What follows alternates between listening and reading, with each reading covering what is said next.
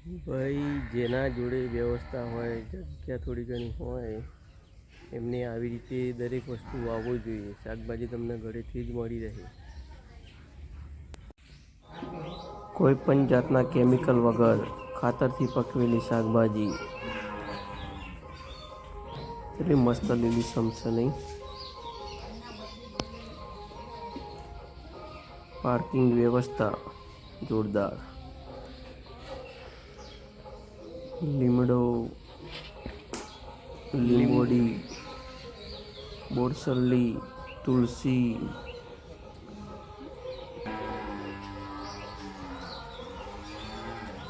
બપૈયો, Asopalav, yes,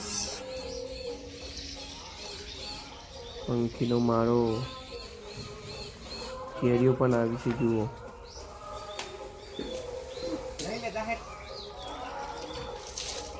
પુદીનો,